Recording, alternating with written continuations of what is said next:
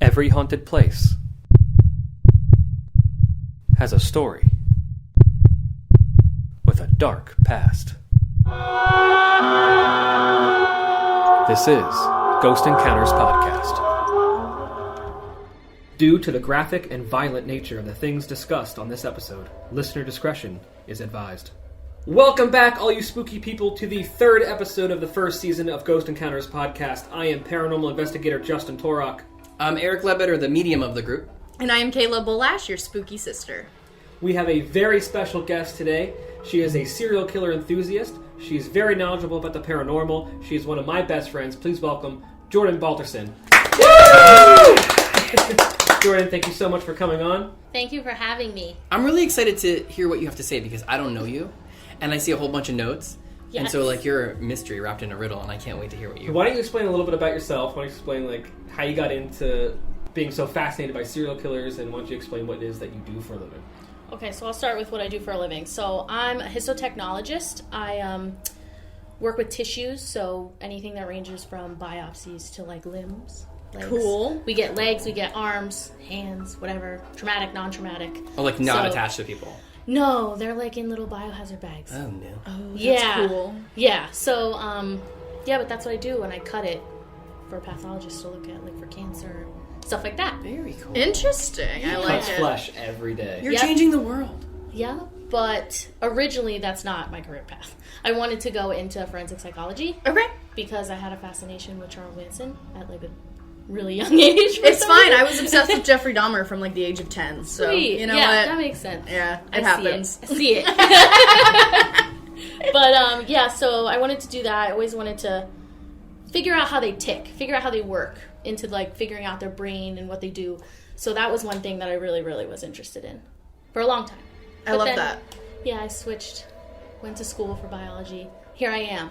As a histotech. Here you are. Have you had a lot of experience or research on the serial killer mind and stuff like that? Have you done a lot of that stuff? Not really. Okay. I'm just now into crime, so I get into figuring out how many people they killed, or details of that and what happened after. Some of that stuff is really intense, and there's a lot of common themes throughout a lot of them, which I think is pretty cool. Yeah.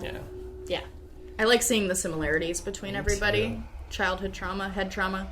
It's always the head trauma. There's always those two things. Yep. It's always the head trauma. You disrupt the frontal lobe, forget about it. Your kid's killing someone. Well, it's also there's this similarity to shooters. Yeah. There's sort of some sort of traumatic... The pathology. Yeah. It's really interesting. It's insane. Yeah. But, so what I do want to do is ask every guest that comes on, what was your first... I know you've been on an investigation with me, and we'll talk about that in another episode. But what was your first ever ghost encounter? So, I used to live in Hellertown, and I want to say I was in second grade. It may have even been before that. It was late at night, maybe 2 a.m., and we heard something. It sounded like keys falling down the steps, or something falling. It definitely, it went down the steps. It sounded like bump, bump, bump, bump. And my dad woke everybody up, got us all in one room, and he took his Louisville Slugger and went through the whole house looking for I love that. something that was there, and nothing was there. Wow. So that was the first one.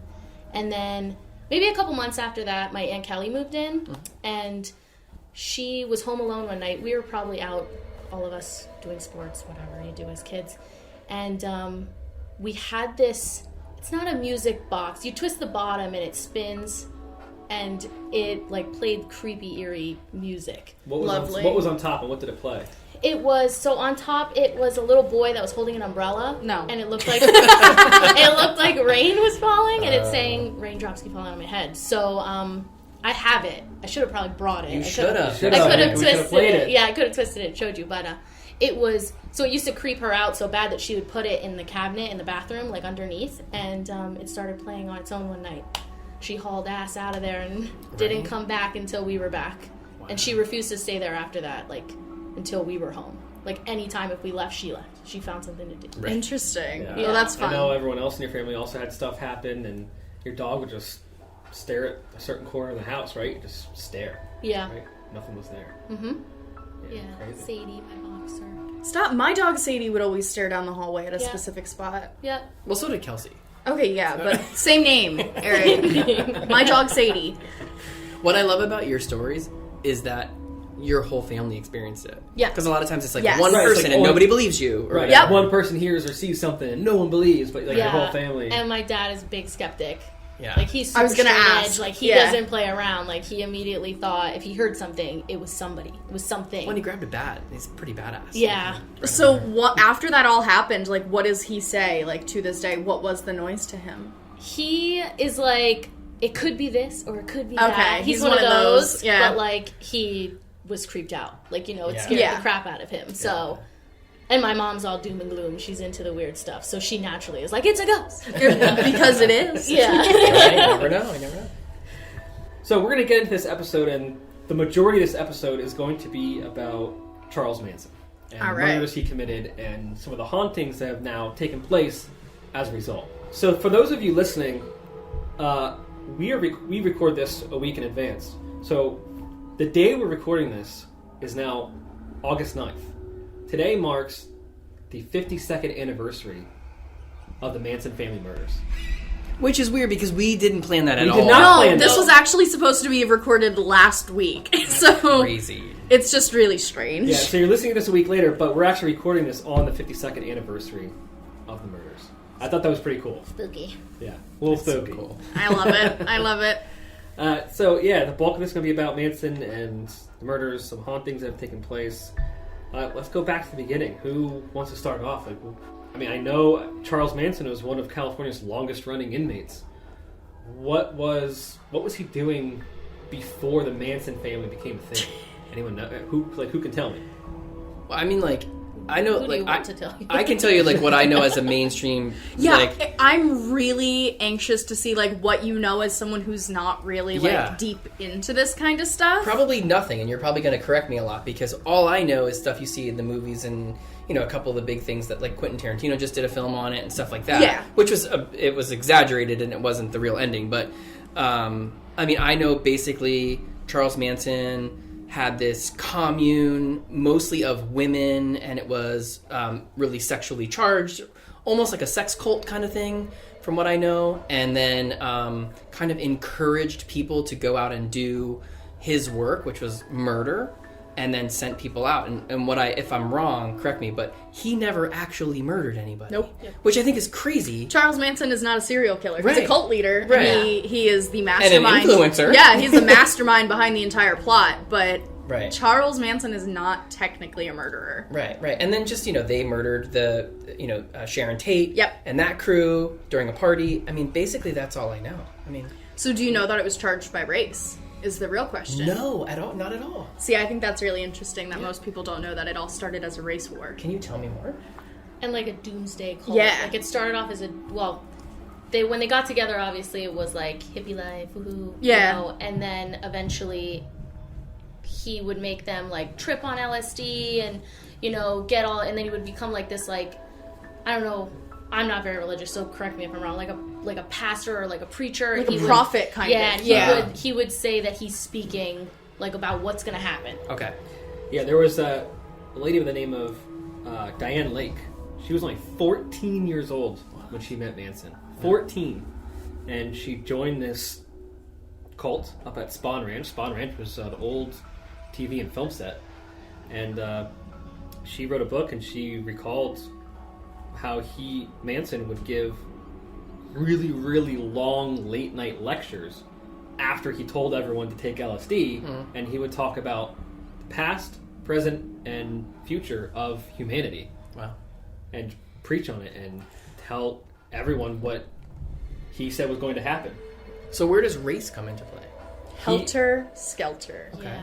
He believed and preached that African Americans were going to wipe out white people, Yeah. which is crazy. So he thought, like, he was scared of that and wanted to stop that. Right. So Correct. There was a lot of drugs involved. Right. And so it that, was like, a became race a war Okay. thing, and then he actually told everyone in the country that they were going to go underground and they were going to wait, and then they were going to rule whatever was left over. Yeah. He After believed. this. He also believed that African Americans weren't intelligent enough, so they would keep the Manson family and Charles Manson as the leader or the master, whatever you refer Yeah. to it as. So he thought no matter what, they were going to be saved. So this is that commune. But what happened to him before this? Right? Yeah. So I'm pretty sure he was in prison for quite some time even before this. Right? Yeah. What did he do? So I can go all the way back. So let's start with his mother was 16 years old when he was born. So she was young, Wow. which is okay. You can have a baby whenever you want. Don't get me wrong. My mom was 16 when she had me. But yeah, that's fine. Just saying. But I'm I'm sure not a you're- serial killer, but I'm sure that not yet anyway. I'm sure your mom treated you lovely. Unlike. So his mother cared more about petty crime and drinking and things like that. Like she was an alcoholic and she got herself into a lot of trouble. So she would do like assault, like, you know, rob stores, whatever you want to say. And then eventually as time went on, she cared more about drinking than taking care of her kid. So then I like to call him Charlie. So Charlie Manson went to live with his aunt and uncle for a while. And then after a little bit of time, he got himself into trouble. Mm-hmm. So he just followed right in her footsteps, started getting into petty crime at a young age, which usually kids that are young don't really do that. Right. And he got himself into all boys schools, and which are known to be abusive in that in that time. So he also got institutionalized a lot too. So by the time after being arrested, so and so, as the years went by, they kind of assumed that it's around half of his life was spent institutionalized or in jail. I was reading something that it said before the murders, he was in jail about 20 years. Yep. If you added it all together. Yeah. Yeah. What was the one he stole a car or something, right? Yes, so he stole a car. I'm assuming maybe when he was on parole. I don't really know for sure, but I know that he stole a car. He went over state lines, which is a federal crime. Mm-hmm. Yep. So since it's federal, he immediately got arrested. You know, they took him in, and then when he came in, they did a test to test his IQ, whatever. They actually found from that test that he was illiterate, but actually his IQ was a 109. So he was actually above average for an IQ. So that really stuck with me. And in prison is kind of where he learned guitar, right? Yep. He used That's that time where to he teach learned. himself guitar, and he loved music. Yep. Does anyone know how... I know he befriended Terry Meckler, the Yes. music producer. How Correct. did he befriend him? Because he was in jail for so long. I'm not entirely sure on the whole befriending situation, but my one Charles Manson fun fact connects to the Beach Boys through this connection. The drummer, correct? I believe it was the drummer. So there was actually a whole bunch of music that Charlie had written with I believe the drummer from the Beach Boys. And some of the music has actually been released as Beach Boys songs, but it's music that was actually written he by got no credit. Charlie Manson. Yeah. And yes, he did not get any notoriety for it, which evil mastermind, so kind of get why, but also still creative genius there. Yeah. Well, with an IQ that high, I mean, it sounds like, which we were talking about before we were recording about, there's a common theme with people that do this, that they're super high intelligent a lot of the times, and super creative and really smart minds. Insanely smart, yeah. Which is cool. So I know why they met. Oh, you do? Yeah, so Susan, I think it was Susan Atkins, was hitchhiking. Yes. And they picked her up. And then they brought her back to, I don't know whose house it actually was. So they brought them back to the house. And they all got to meet each other. Interesting. Yeah. And I know he had Terry Meckler at Spawn Ranch, but just to listen to what he called themselves the Manson family as a band, and he actually listened to them play. And the song you're thinking of, Manson wrote a song called "Cease to Exist," Yes. which they renamed "Never Learn Not to Love." It was considered a flop, but it turned into a Beach Boys song. And Manson had this idea that Meckler was going to have him become a music star. Yes. And that was he his really dream. That's thought. what yeah. Yeah. And then when, getting his hopes up and then taking some of his music and giving it to the Beach Boys and reworking it a little bit. Yep. So this just kind of sparked Manson's rage. I mean, Manson really wanted to be Pandemonium, yeah. Yeah, so this is what kind of sparked this whole rage, which I just repeated myself. Can I ask a question about that? Because maybe you guys know, and maybe you're getting there, Justin, but to me, I feel like if you're trying so hard to be so famous or so popular and it doesn't happen for you or can't happen for you, was that energy then put into building this ranch and this crew to murder? Well, he already had. Because you got to get notoriety somewhere, right? Yeah, he already had the ranch. He already had some people, but I think that's when he decided, you know what? I'm better than this. Mm-hmm. No one's going to use me ever again. Yeah. I'm going to be a leader, and that's when he kind of started this whole cult. He started recruiting more people and picking more people, and California at the time was a place where young people flocked to start a new life. Right. And he took advantage of that. I mean, look at Diane Lake. I said she was 14 years old when she met him. Yep. He had a lot of young women come onto this ranch, and that's when he started these so-called preachings while people were on LSD and literally brainwashed. Not only was it LSD, but they were also drinking tea made from the belladonna plant, I believe is what it is, which is deathly nightshade, essentially. Yeah. And a lot of the times they did not know that they were ingesting that. It would be brewed into a tea, and it does have a lot of... Well, he's lucky to kill anyone. You take like too much psychedelic of that, you die. Yeah, and it's a psychedelic, and a lot of the time they would be ingesting it and have absolutely no idea. It was just served as a drink. And he had these people who would do whatever he said. They believed every single word he said, no matter how outrageous it was. The doomsday, the race war, the fact that he was going to rule the end of the world. He then... What I'm going to assume is he wanted them to kill Meckler. Meckler lived at 1050 Celio Drive. And on August 8th, he told his followers, go to this address and kill everyone there. But because they were at Spawn Ranch and doing whatever they're doing, he didn't realize that Meckler actually moved out in January of that year. Yep. And that's when Sharon Tate and her husband actually rented that house. So the people that he actually wanted to kill weren't even there. So the Sharon Tate murders, the fact that she was killed was a complete...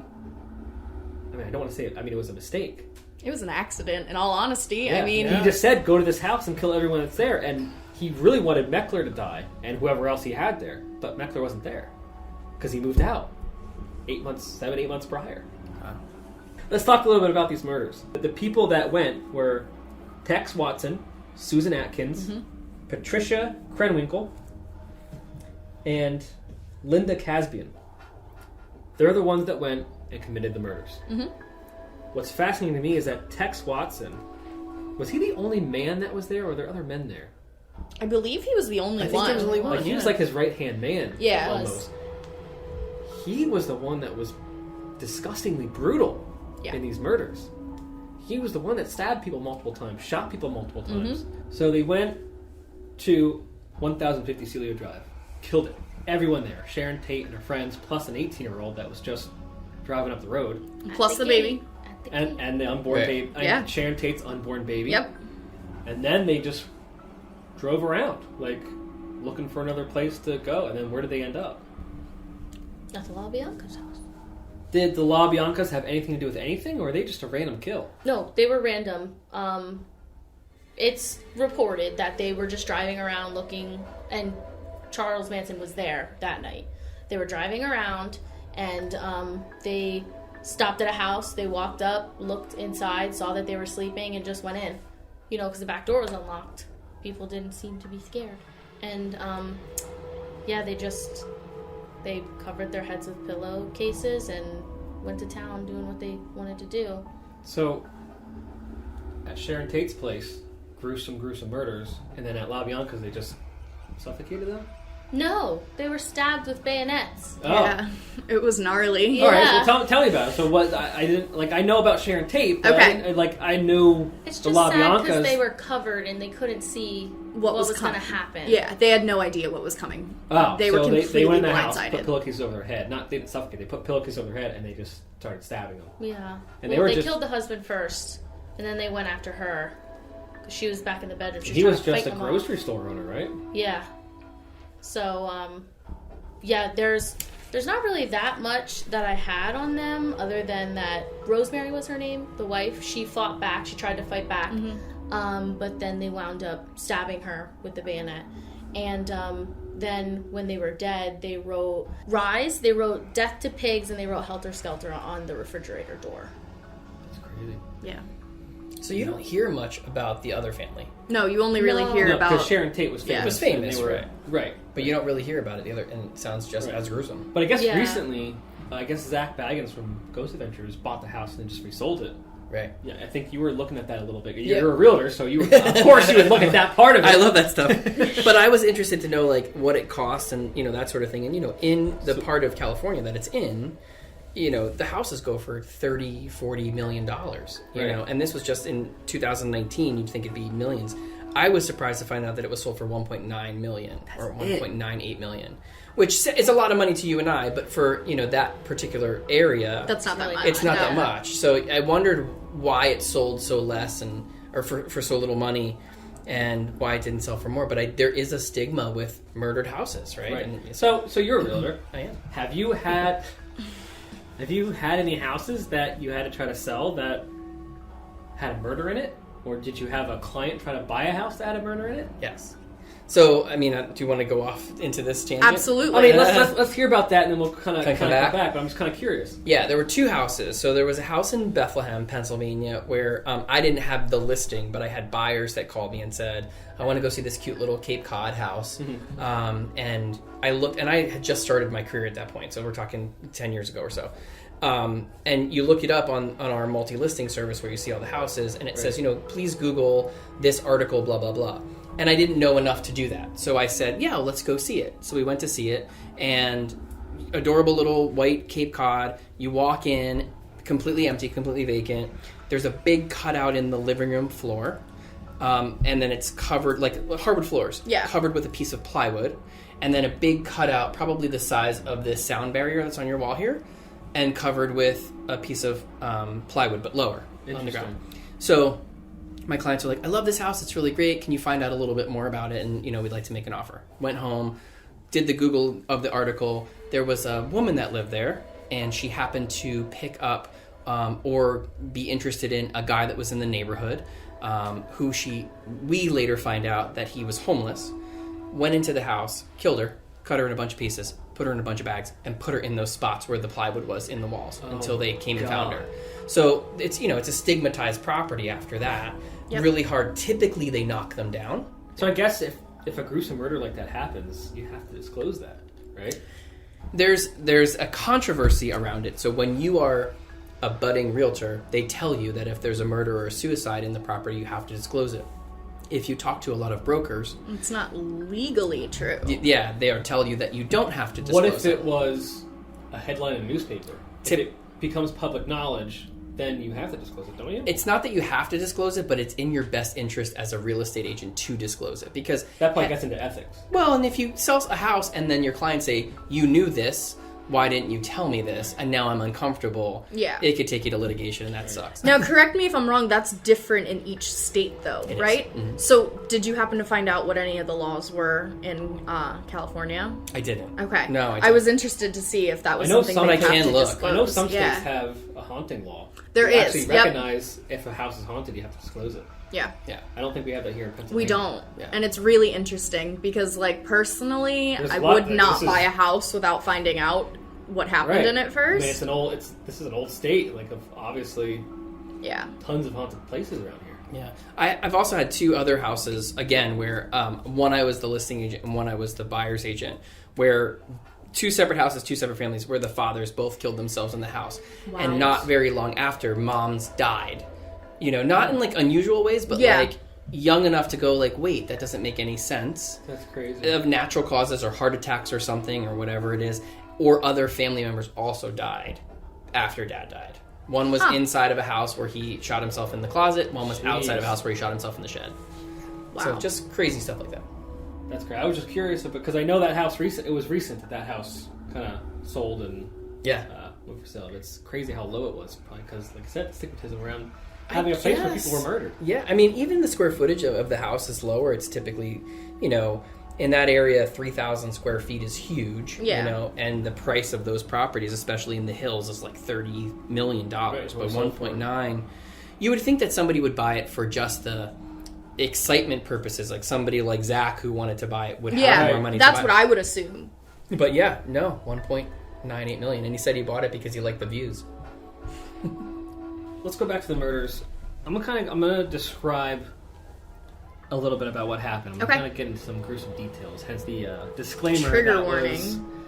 at the beginning of this episode. So if you are a young listener, I strongly suggest to turn your ears away for what's about to happen, because the murders that took place were extremely gruesome. Alright, so as I said, the murderers were Tex Watson, Susan Atkins, Patricia Krenwinkel, and the driver was Linda Casbian. Linda did not kill anybody. No. Linda was just driver. She actually was horrified at what was going on. Charles tells them, go to this house, kill everyone. So they head to 1050 Celio Drive, which is now occupied by Sharon Tate and her husband. Yep. So Sharon Tate was hosting a small dinner party with her friends. Her husband, Roman Polanski, was actually not there. He was out filming. But she was there with Jay Sebring, her hairstylist, who she actually once dated. And Polanski's friend, Wojciech Frykowski, was there with his partner, Abigail Folger, who was wealthy and the heiress to the Folger coffee fortune. Get out. Yeah. So they were just having a little dinner party, right? And that's when Manson's people came up to the gates and started going up to the house. They had a parked car further down the driveway. And they started making their way up to the house. They cut the phone line connected to the house. While they were entering the grounds, headlights flashed from an approaching vehicle. Watson stepped in front of the car and aimed his revolver at the 18-year-old Stephen Parent and shot him 4 times. His lifeless body just slunched over in the car. He was just living in the guest house at the rear of the property. He was probably leaving. Watson's probably didn't have to kill him. They could have just hid and waited for the car to go down the driveway. Yeah. But he stepped out, killed him. Then they reached the house. Watson crawled through a window and let 2 of the women in right through the front door. And Linda Casbian was actually keeping watch by the front gates with the car. So the rest of them into the house. At this point, Frykowski was asleep on the living room couch and awakened with a swift kick to the head. And then he asked what Watson was doing in the house. And Watson replied with this quote, "I'm the devil, and I'm here to do the devil's business." Something incredibly wrong with this guy. Clearly. Just a bit. The 3 others were dragged into the living room and tied up. Sharon Tate and Sebring were tied together by their necks with rope, which was hung over the ceiling beams. They weren't choking to death, Nope. but at least uncomfortable enough that they couldn't scream. Sebring protested this treatment of Sharon because she was pregnant. And, well, Watson didn't want to hear it. Shot him. He didn't die yet. Folger was ordered into one of the bedrooms to fetch her purse, which contained $70. But Watson was distracted by Sebring's groans. Sebring wasn't dead yet. So he came back into the living room, stabbed him 7 times. Sharon Tate was hung by her neck with Sebring, while Watson stabbed him 7 times. Casbian came up the driveway. She started running to the house, and she saw what was happening, and she wanted it to stop. She wanted to stop. She actually testified in court against everybody. She did. Bad bitch Why? alert. Yeah, I mean, why she decided to go with this, I think it had to do because she had a daughter back at the ranch. She knew that if she didn't cooperate, something was going to happen. Well, she did get back in the car to leave, and then she didn't leave because of her daughter. Correct. Because she was worried that... Correct. She wanted nothing to do with this. Like, if she went back to the ranch, they would know something was up and they would do something to her daughter? Or... Yeah, she Right. was worried that if she left, they would go back and harm her daughter. So she stayed and she went back up to try to get them to stop again. Wow. At this point, Frykowski had managed to free his arms from the towel they tied him up with and lunged at Atkins. She stabbed him in the legs with the butcher's knife, but he managed to struggle out the front door. And that's where he saw Casbian, who was entering, and saw the manslaughter that was happening. He had blood all over his face, standing by a post. They looked into each other's eyes, and she said, "Oh God, I'm so sorry. Please, make it stop." But then he just fell to the ground in the bushes. Still not dead yet, though, Nope. that guy. Watson gave chase and knocked him out with the butt of his revolver, and then stabbed him numerous times, and shooting his body twice. And still, this guy was alive. Casman was horrified as to what was occurring, and that's when she decided to, like, I'm out of here, right? She went to the car, and that's when she decided, if I leave, what would I do to my daughter? Yep. Folger escaped through the bedroom window and ran towards the pool area. Krenwinkel gave chase, and the pair ended up in the front lawn where Krenwinkel tackled her to the ground, stabbing her several times. But here comes Crazy Watson. He steps in to finish the job, stabbing her 28 times. Mm-hmm. Kowski's still alive, was crawling across the lawn. And this guy was inches from death. Watson finally came over and killed him with a flurry of more stabs. So the killers went back into the house, and Sharon Tate was still alive. It's not said who killed Sharon Tate, but I think it was Watson just because how gruesome he's been, how many times he stabbed and shot people. But Sharon Tate was stabbed 16 times, and an unborn child was crudely cut out of her body. And that's when it was Watson, right? That took the towel, dipped it in Sharon Tate's blood, and he wrote what on the door? Pig. Pig. It's just crazy at how gruesome these murders were. How many months pregnant was she? Do we know? 8.5. So she was almost full term. Yeah. Wow. And she begged for them to at least keep her alive long enough so she could have a child. Yeah, that's the most intense part to me. Like somebody's that, you murder somebody, you hear about that all the time, but when you cut out a baby, That's a lot. a lot. Let's take a little break. We gather ourselves. This is a pretty emotional story, and so we'll come back. We'll touch on the hauntings now that have taken place as a result.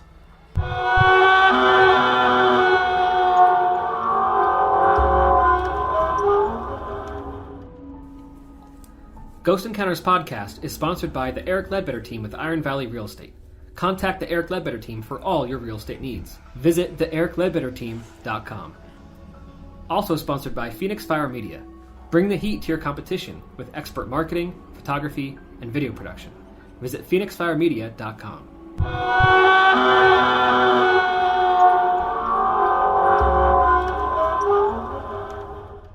Welcome back. We were just discussing the gruesome details of the Manson family murders and what happened to Sharon Tate. Okay, so let's talk a little bit about what happened after these murders. I mean, the house was still there.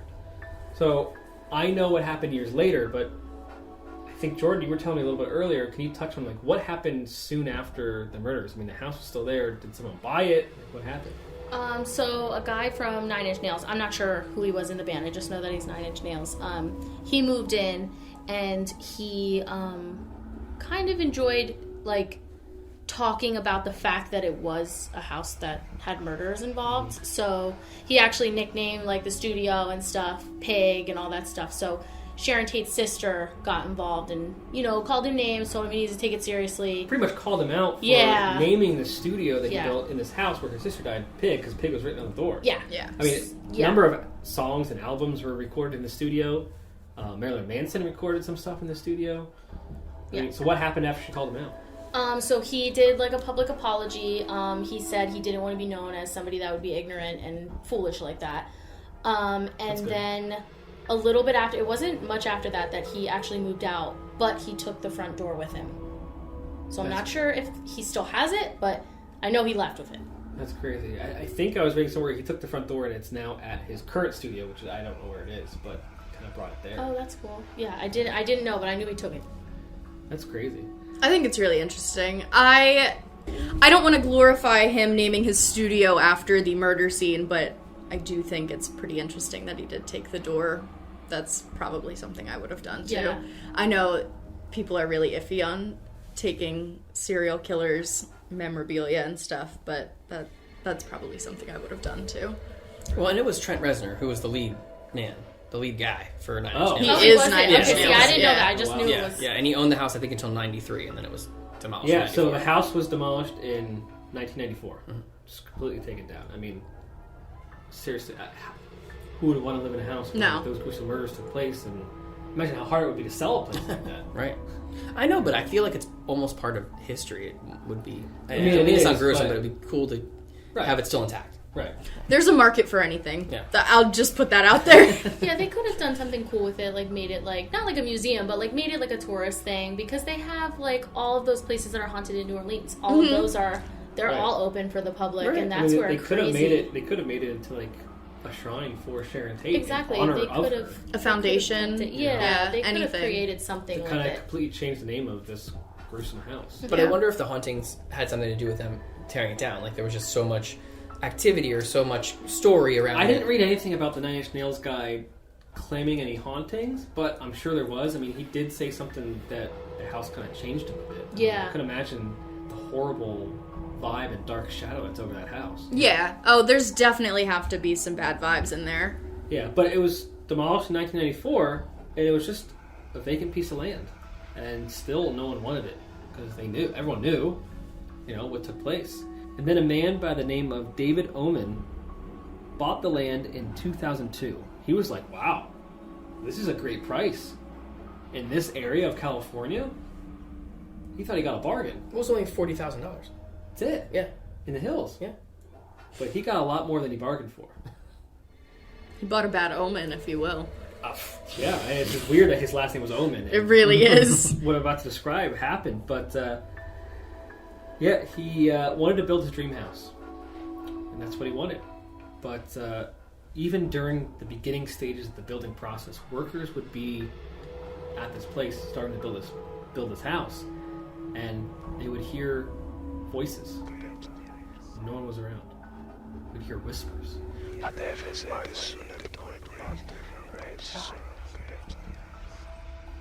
On hot California days, they would get this cold chill in the back of their neck. Their hairs would stand up and send a chill down their spine. Couldn't explain it. And even as the house progressed, they would hear clunky footsteps on the floorboards of a brand new house. Someone walking around.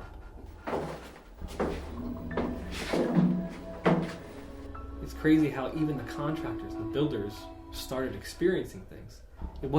The house isn't built on the exact same spot that the previous house was, but it's only like 60 feet away. Yeah.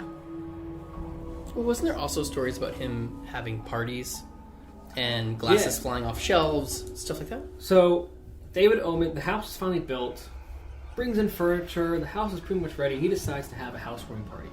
He's inviting guests, and he's setting up for the party, and all of a sudden he hears knocks at the door. Well, he's thinking it's too early for anyone to be here, but maybe someone's just showing up early. So he goes to the front door, opens it up. No one's there. Maybe he imagined it. Maybe it was in his head. Maybe he was just so excited for people to come that he just heard a knock at the door. Just closed it, goes back, putting out hors d'oeuvres and glasses and things like that, and then... Alright, someone's got to be here now, right? I definitely heard that. He definitely heard that.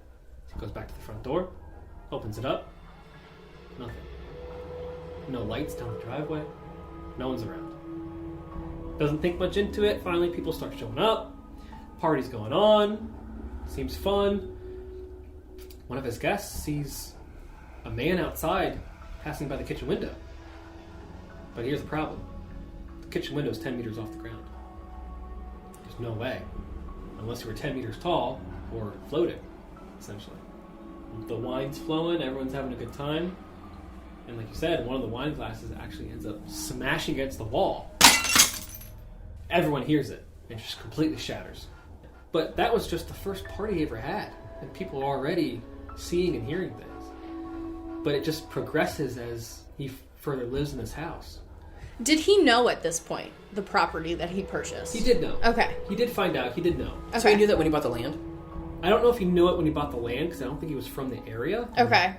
But he eventually did find out that there was a house here, and he found out What happened? the gruesome murders that Okay. happened. But again, it's not like it was the same house. It's not No. like it's built Yeah. on the same exact spot. But yet these things are happening, right? His wife or girlfriend at the time, she is going to the bedroom, and she sees someone. She thinks it's him, and she turns the light, and poof, gone. Not there. I think the moment that David Owen finally got terrified was he was laying in bed, and then he wakes up and he sees a person at the foot of his bed, and the person just points down towards the driveway 3 Nope. times. Mm-mm. Points. I don't Points think so. in the exact direction where the original murders took place, 60 feet away. Wow.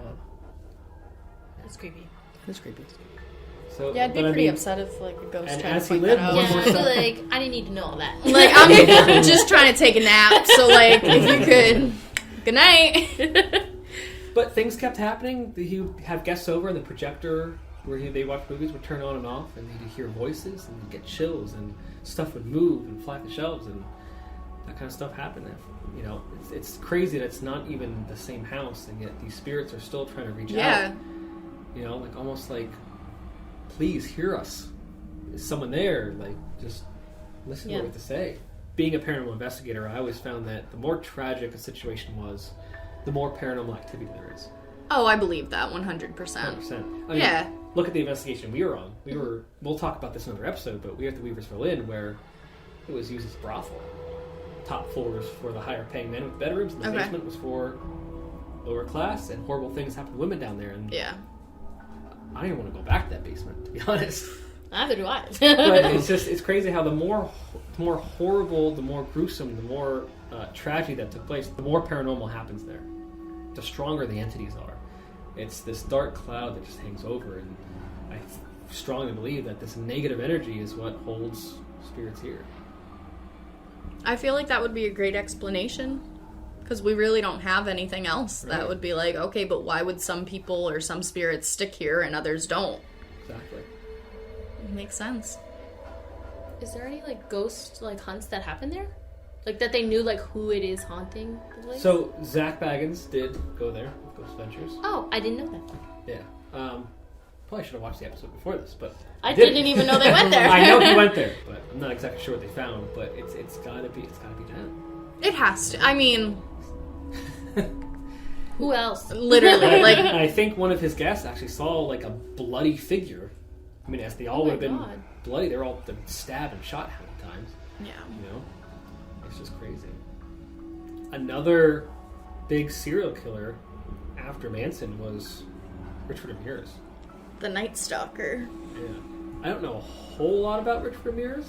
Maybe the two of you could give a little more detail. I know his childhood was messed up. Yeah, Yeah. So I know. in lack of better words. The lack of childhood he Yeah. had. Yeah.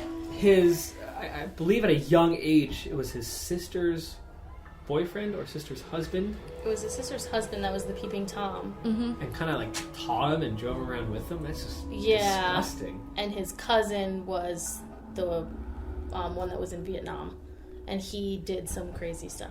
I don't Right, know if you his cousin was a Green Beret. Yeah. And showed him disgusting pictures. And Yes. Yeah. Taught him how to fight and just like. He showed pictures of tying the locals, like women, up to trees. He had pictures of rape, like how he raped them. He had pictures of how he murdered them, and like their murders were because he beheaded them. So then he took pictures of him posing with their heads. Imagine showing that to a young child. Exactly. Yeah, he was like 8 or 9, I believe, Yeah. when that was going on. Which is insane because that's the age of my sister, and half the time I'm like, oh, I can't believe I'm letting you watch reality television with me, let alone dead bodies. And then his cousin actually ended up killing his wife, Yep. right? While Correct. Ramirez was there. Yes. He saw the whole thing. He saw the whole thing. He was Imagine being that young and just he was being- really young at the time, wasn't he? And he talked about it, and he said that he didn't think anything like that was like weird. Like he didn't find it like traumatizing or anything. He just it was all a norm to him. But I Everything think like that was being normal. exposed to that kind of horrible stuff at such a young age, you kind of it's become second nature. It does, yeah. Well, he started using marijuana and drinking alcohol at the age of 10. 10. Yeah. And then he started using LSD at 14. Wow. So then that led to more drugs. And, you know, eventually he went to California after so and so many years. So we have this common denominator Yeah. of childhood trauma and drug use. Yeah. And California. In And California. And let me add that his cousin got off on insanity. His cousin got... So his cousin kills his wife.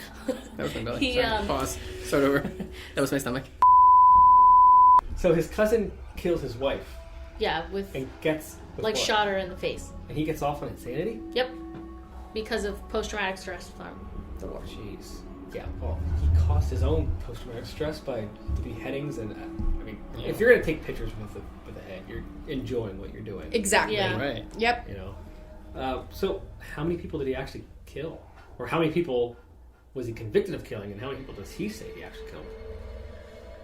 It's a fantastic question. I know that it was over 15 victims. I want to say it was like 17 or 18. But I know he was convicted of, I want to say it was 13 counts of murder, 5 attempt murder, 11 like sexual assault, and then it was the last couple counts were burglary. So he had a wide range, and 19 death sentences is what he was. that's crazy. Yeah, it just says 15 plus for his victims And I don't- because they really I don't think he had a particular motive or a particular way of killing people. It was No, probably It was really all over the place. Yeah, and I think that's why it's hard for them to like Pinpoint profile him. him. Yeah. Well, it was really hard. He started with stabbings. It was a lot of stabbings and much more like random kind of jumping into your home, killing you while you're asleep and leaving. And then as it progressed, it turned into him lingering after the murders. He'd go and make food in their kitchens and like Oh my God. hang out, watch TV, because he was homeless too. He had nowhere else to go. So while he is doing all of this, but yeah, so the murders, they progressed, and it was very hard to try and pinpoint, like, is this one person? Is this multiple perpetrators? Because it started with stabbings, and then it was shootings, and then it was sexual assaults, and then it was 2 people that were being killed in the home, and it was a husband and a wife where he'd leave one person alive and the other one's dead. It was just such all a over the mess for the police to try and figure out. There was no set motive.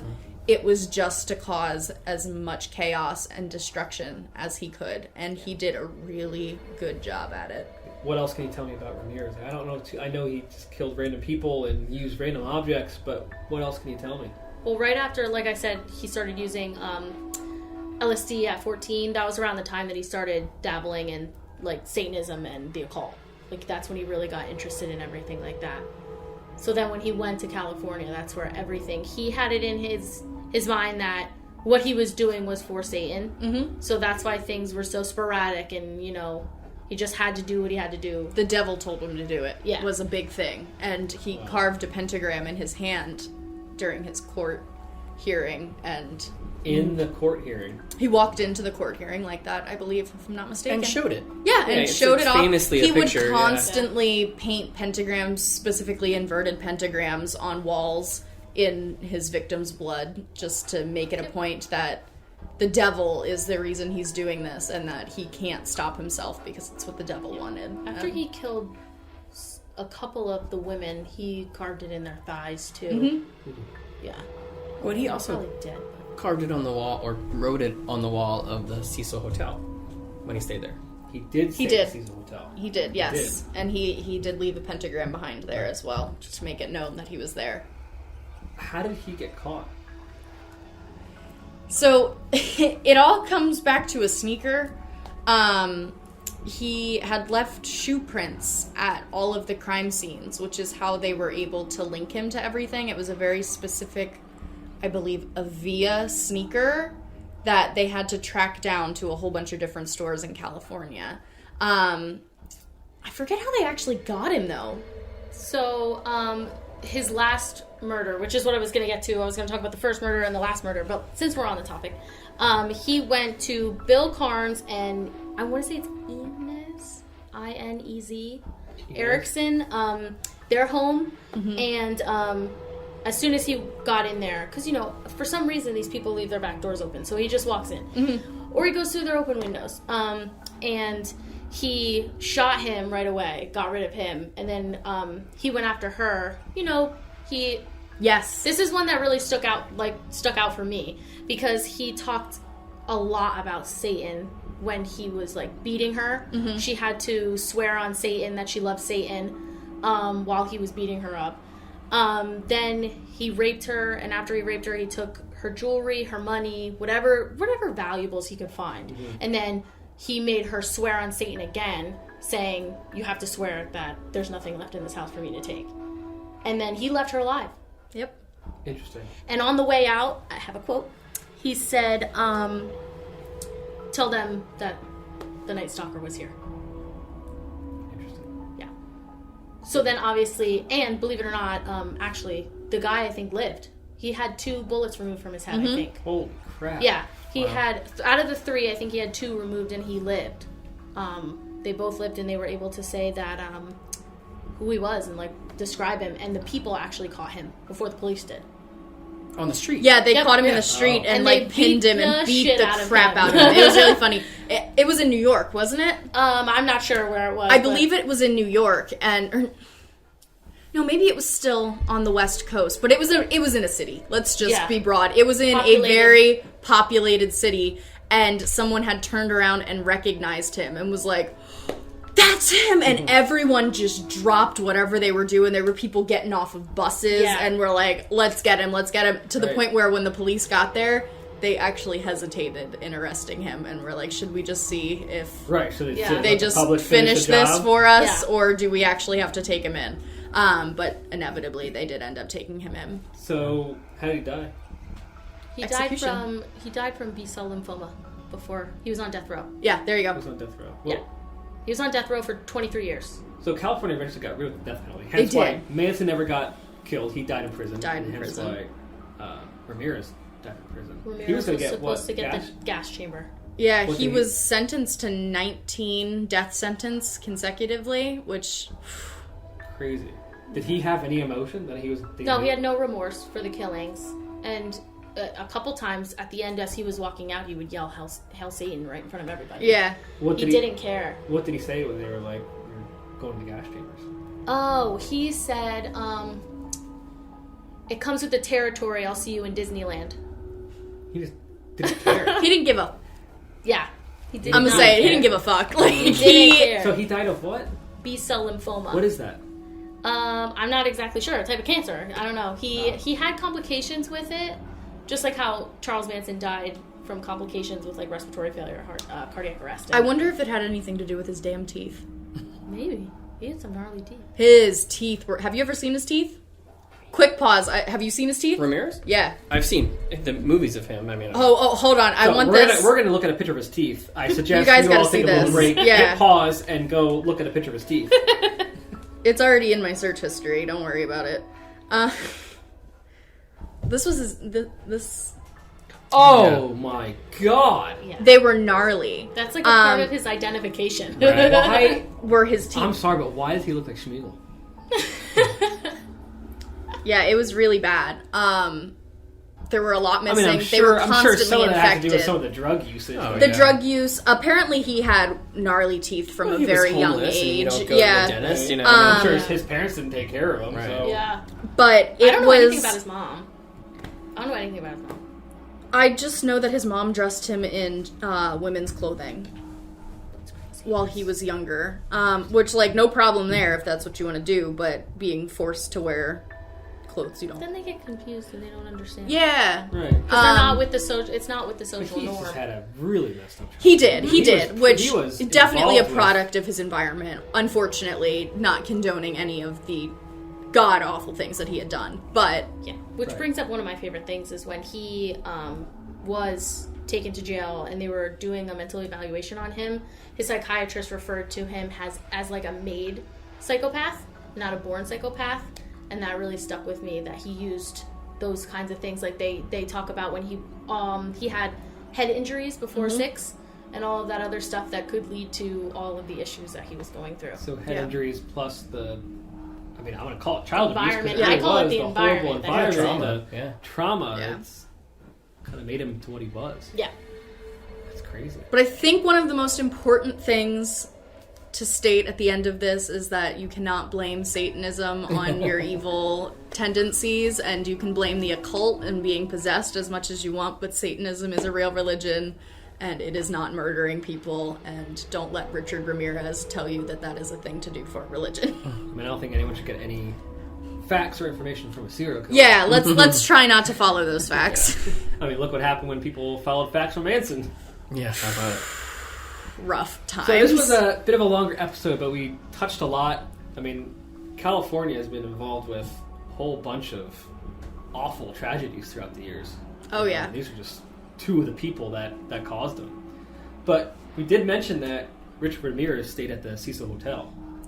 And dun, dun, dun. that's another place in California where That is horrible indeed. things happen. I want to go so bad. Me Let's too. do I wish it. we could. I mean, let's go. I All say right. it all Let's the do it. time. I think the next episode should be about the Cecil Hotel. Okay. We could talk about what Ramirez did. We could talk about the first killing that took place and things that happen now. I mean, that place. Elisa. Yeah, Lisa Yeah. Lamb. That place is so infamously known for women dying in the hotel. Yeah. And of course, the Elisa Lamb thing that was so strange. I mean, Jordan was telling me facts about that and what it had to do with the.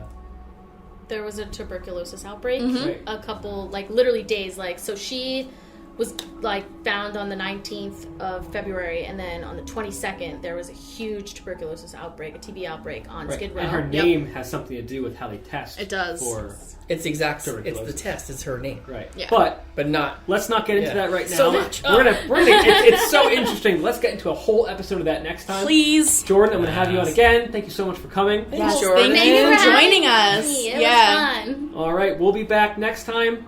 Stay spooky. Stay terrified. Please lock your doors. Stay cool.